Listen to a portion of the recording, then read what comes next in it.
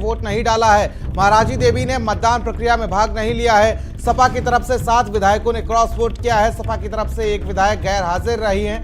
साथ ही आपको बता दें कि सपा के 8 कीमती वोट उसके हाथ से निकल गए हैं। 7 ने पाला बदला और 1 गैर हाजिर हो गई। 10 राज्यसभा सीटों के लिए मतगणना शुरू हो चुकी है।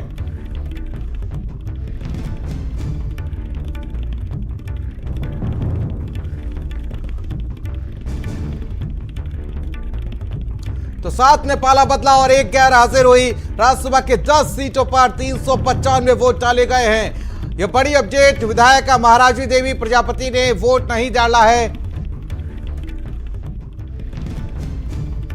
महाराजी देवी ने मतदान प्रक्रिया में भाग नहीं लिया है। सपा की तरफ से 7 विधायकों ने क्रॉस वोट किया है।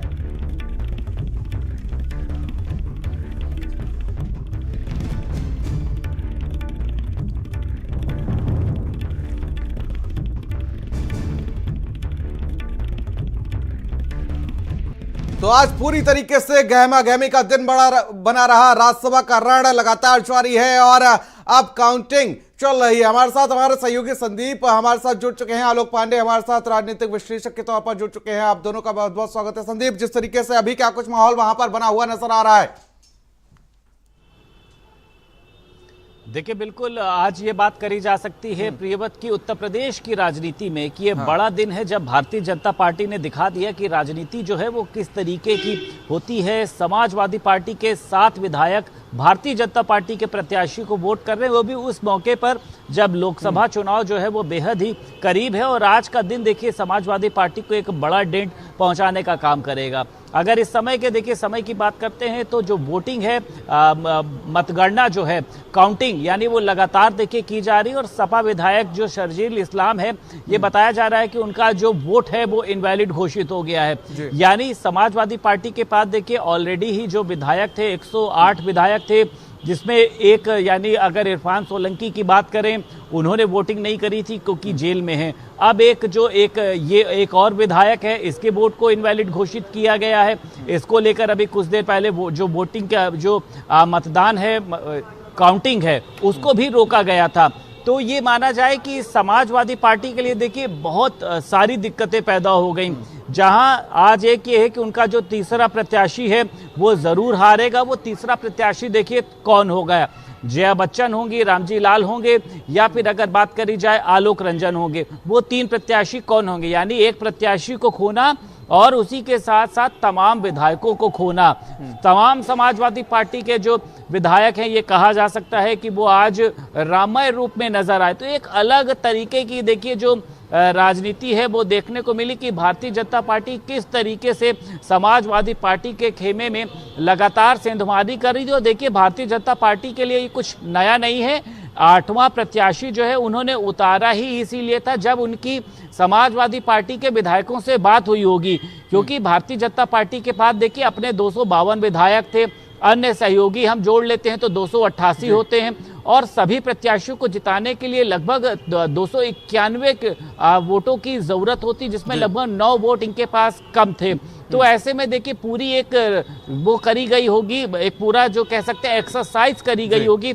उसके बाद इन्होंने संजय सेठ को प्रत्याशी के रूप में उतारा। तो उनको ये भी पता था कि कौन जो है वो समाजवादी पार्टी की तरफ से क्रॉस वोटिंग करेगा। राजा भैया का भी आगे चलकर जो वोट है वो हमारे पास आ जाएगा। आपके पास आप नजर बनाए रखिएगा। मैं लौटूंगा आपके पास। आलोक पांडे जी हमारे साथ बने हुए हैं। आलोक जी, आज का जिस तरीके से सिनेरियो रहा पूरे दिन का, जिस तरीके से अखिलेश यादव को आज के दिन का बिल्कुल भी अंदेशा नहीं था। हालांकि कल जब पार्टी हुई थी, जब जिस तरीके से रात्रि भोज हुआ था, तो वहां पर 7 विधायक नहीं मौजूद थे।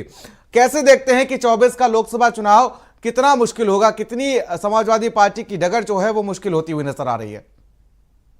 देखिए, समाजवादी पार्टी के लिए तो अग्नि परीक्षा है। अखिलेश यादव जी की 2017 के बाद मैं मानूंगा कि सबसे बड़ी परीक्षा तो यही है, क्योंकि राज्यसभा चुनाव में आपका सिटिंग विधायक अगर वोट आपके अगेंस्ट वोट देता है तो ये आपके नेतृत्व पर प्रश्न उठाता है। ये बात देखने वाली, क्योंकि जैसे विधानसभा चुनाव हुआ, लोकसभा चुनाव हुआ, जनता ने आपको वोट नहीं दिया, चलिए ये बात मान लेते हैं। लेकिन जब विधायक पे भी आप नियंत्रण खो देते हैं तो वो चीज फिर नेतृत्व के लिए प्रश्न उठती है। दूसरा जो इंडिया अलायंस विपक्ष है उसके लिए भी ये बात थोड़ी सी चिंताजनक होती है, और इससे कॉन्फिडेंस में थोड़ा सा अंतर आता है। हालांकि उससे बहुत फर्क नहीं पड़ता, लेकिन लोकसभा चुनाव में भारतीय जनता पार्टी जाएगी तो वो और कॉन्फिडेंस से जाएगी, और इंडिया अलायंस खासकर उत्तर प्रदेश से समाजवादी पार्टी, उसके कॉन्फिडेंस में कमी आएगी। उसे खुद चेक एंड बैलेंस करना होगा कि कहां गलतियां कर रहे हैं। ठीक है, बिल्कुल। यहाँ पर समाजवादी पार्टी को एक बड़े मंथन की जरूरत है जिस तरीके से देखा जाए। संदीप, मैं आपके पास लौटना चाहूंगा और समझना चाहूंगा कि जिस तरीके से बात की जाए और समझने की कोशिश की जाए तो ऊंचाहार जो सीट थी वो 2022 के विधानसभा चुनाव में एक हॉट सीट थी। तमाम दिग्गजों को दरकिनार कर अखिलेश यादव ने यहाँ पर मनोज पांडे पर भरोसा जताया था, और वही मनोज पांडे हैं जिन्होंने आज अखिलेश यादव का भरोसा तोड़ा है। देखिए प्रियव्रत, एक गाना है, मुझे लगता है वो आपने भी सुना होगा कि अपने ही गिराते हैं नशे मन पे बिजलियां। तो आज देखिए अखिलेश यादव के साथ कुछ ऐसा ही हुआ है। अखिलेश यादव अपने विधायकों को समझ पाने में चूक गए, और एक ऐसे विधायक, मुझे लगता है कि इनको ये कहा जा सकता है कि अखिलेश यादव के खासम खास तमाम कार्यक्रमों में अखिलेश यादव के साथ मौजूद रहना, चाहे उनके घर का कोई कार्यक्रम हो, ऑफिस का कोई कार्यक्रम हो। तो अगर देखिए ऐसे विधायक अगर पार्टी को छोड़ रहे हैं तो सबसे पहले नब्ज पकड़ने की जरूरत है कि आखिर वो नब्ज क्या है। मनोज पांडे देखिए अभी से नाराज नहीं चल रहे थे। मनोज पांडे स्वामी प्रसाद मौर्य के बयानों से भी बहुत ज्यादा नाराज थे और खुलकर वो बोलते थे उसको, इसीलिए स्वामी प्रसाद मौर्य ने भी कहा था कि एक ऐसा नेता मेरे बारे में बोल रहा है जिसका कोई अपना वजूद नहीं है। और देखिए राजनीति में चाह संभावनाएं भी होती है, लेकिन राजनीति में देखिए चाहत बहुत होती है। पहले समय में होता था कि एक साइकिल पर चल रहे हैं धोती कुर्ता पहनकर, लेकिन आज के समय में तो आप समझिए फॉर्च्यूनर भी चाहिए है, बड़ा घर भी चाहिए है, सुरक्षा भी चाहिए है, वर्चस्व भी चाहिए और वजूद भी चाहिए है। तो ये कौन नहीं चाहेगा। विपक्ष का विधायक होना, सत्ताधारी पार्टी का विधायक होना, दोनों में बहुत ही ये कहा जा सकता है कि एक खाई का अंतर होता है। जब एक विधायक चलता है उसके साथ सुरक्षा होती है तो एक अलग ही ये कहा जा सकता है कि भाषा में उनका जो वर्चस्व है वो बढ़ता है। समाजवादी पार्टी के देखिए विधायक जिनका ये कहा जा सकता है कि मन जो है वो भगवामय हो गया या फिर जो राममय हो गया, उनकी चाहत भी देखिए इसी तरीके की है। खुद अखिलेश यादव ने इस बात को कहा है कि उनको लोभ दिया गया, उनको पैकेज दिया गया, किसी को सुरक्षा चाहिए है, किसी को लोकसभा में सीटें चाहिए। तो इसमें देखिए गलत क्या है। अगर राजनीति में कोई विधायक चुनकर आया और वो आगे बढ़ना चाहता है तो मुझे लगता है कि असली राजनीति देखिए, राजनीति को कई बार खराब भी कहा जाता है, लेकिन असली राजनीति यही है कि कब आपकी आंखों से कोई काजल निकाल कर ले जाए आपको पता ना चले। और देखिए बिल्कुल ठीक बात है, ये बिल्कुल कहीं पर ये चर्चा नहीं थी कि मनोज पांडे जो है वो मुख्य सचेतक पद से इस्तीफा दे देंगे। राकेश प्रताप सिंह खासम खास अखिलेश यादव के, अभय सिंह की बात करी जाए, राकेश पांडे की बात करी जाए, पूजा पाल की बात करी जाए, जब ऐसे लोग देखिए, ये कहा जाता है कि जब नाव डूबती है तो सबसे पहले जो है उसमें से चूहे जो हैं वो भागते हैं, लेकिन यहां पर देखिए ये विधायक हैं और प्रभावी, इनका अपना अपना क्षेत्रों में इनका वर्चस्व रहा है। राकेश प्रताप सिंह देखिए सभी ने देखा था, और देखिए इनको अपनी पार्टी में शामिल कराना भारतीय जनता पार्टी के लिए भी गले की फांस है। अगर इन्होंने वोट तो कर दिया, लेकिन अगर ये भारतीय जनता पार्टी में किसी पद की चाहत में आए हैं तो इनको अभी बहुत गोते लगाने पड़ेंगे। गौरीगंज के देखिए विधायक हैं राकेश प्रताप सिंह, सभी ने देखा था कि जब पहले चुनाव हुए थे किस तरीके से इनकी भारतीय जनता पार्टी के कार्यकर्ता के साथ मारपीट हुई थी। तो क्या वहां पर भारतीय जनता पार्टी के लोग इनको हजम कर पाएंगे? अगर हम मनोज पांडे की बात करते हैं, ऊंचाहार से विधायक हैं, तो देखिए भारतीय जनता पार्टी में आना ठीक बात है, लेकिन गौरीगंज के विधायक, ऊंचाहार के विधायक, गोसाईगंज के विधायक, इनको वहां के लोगों ने चुना था समाजवादी पार्टी के सिंबल पर। ऐसे में क्या वहां की जनता अब इनको भारतीय जनता पार्टी के सिंबल पर जिताने का काम करेगी, या फिर एक बार जैसे आपको याद होगा बहुजन समाज पार्टी के 9 से 10 बागी विधायक हुए थे, और देखिए वो बागी विधायक जो हैं आज भी कहीं पर अपना वजूद जो है वो कायम नहीं कर पाए हैं। तमाम बड़े बड़े बीएसपी के उस समय विधायक थे, तमाम मीडिया उनके पीछे लगी थी कि अब ये सरकार बदल देंगे, माहौल बदल देंगे, पर वो कुछ नहीं बदल पाए, बल्कि उन सभी बागी विधायकों ने अपनी ही आलोक जी हमारे साथ बने हुए। आलोक जी, जिस तरीके से देखा जाए तो आज का जो सिनेरियो है उसमें क्या कुछ आप मानते हैं कि क्या कुछ कारण रहे कि आज अखिलेश यादव को यह दिन देखना पड़ रहा है? देखिए इसमें सबसे बड़ा कारण तो मैं मानता हूं स्वामी प्रसाद मौर्य को। स्वामी प्रसाद मौर्य ने जिस तरह से एक लाइन लिया हिंदुत्व के अगेंस्ट, वो लाइव जो है स्वामी प्रसाद मौर्य की, माफ कीजिएगा आपका इको बहुत आ रहा है, ठीक है, मुझे मैं लाइव टेक्निकल कहना टीम पड़ से रहा है, कहूंगा बहुत इसको ज्यादा ठीक इको किया ऐसा है। जाए। जी। बात तो पूरी मैं करिए सिर्फ अपनी ये आलोक जी। जी मैं सिर्फ ये कह रहा था कि अखिलेश यादव का जो स्वामी प्रसाद मौर्य के ऊपर भरोसा जताना है, वो भरोसा ठीक नहीं रहा। स्वामी प्रसाद मौर्य ने बहुत डेंट किया। मनोज पांडे उसी समय से नाराज है, उन्होंने खुल करके अपनी नाराजगी बताई थी। और उसके बाद देखेंगे कि अखिलेश यादव जी ने स्वामी प्रसाद मौर्य को भी खो ही दिया, मनोज पांडे जी को भी खो दिया। तो जब कभी कभी हम अनिर्णय की स्थिति में होते हैं, अनिर्णय की स्थिति कभी भी अच्छी नहीं होती है। और पिछले 4-5 महीनों में अखिलेश जी ने जो अनिर्णय की स्थिति रखी स्वामी प्रसाद मौर्य की, वो उनको आज भारी पड़ रही है।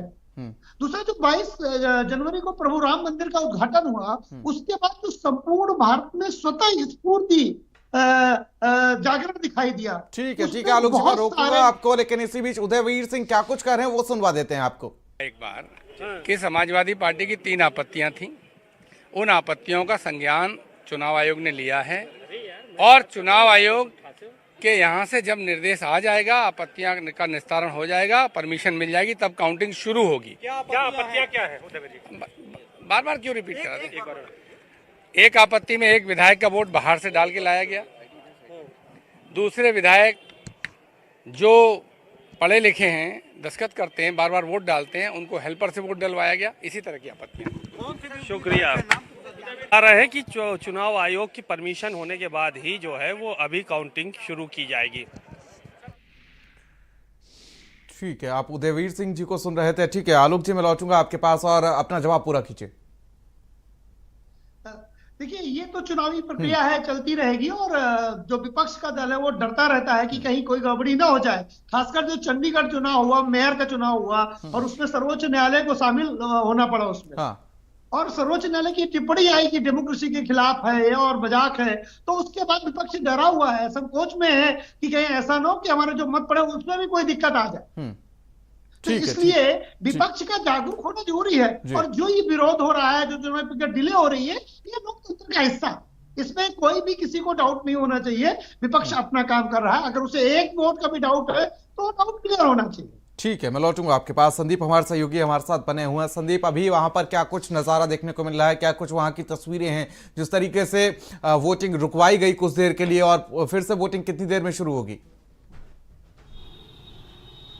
देखिए, बिल्कुल जिस तरीके से अभी हम लोग देखिए सपा नेता उदयवीर को भी सुन रहे थे, उनका कहना यह है कि कई तरीके की जो आपत्ति है वो सामने आई है। एक विधायक को बाहर से वोट यहां पर डालकर लाया गया है।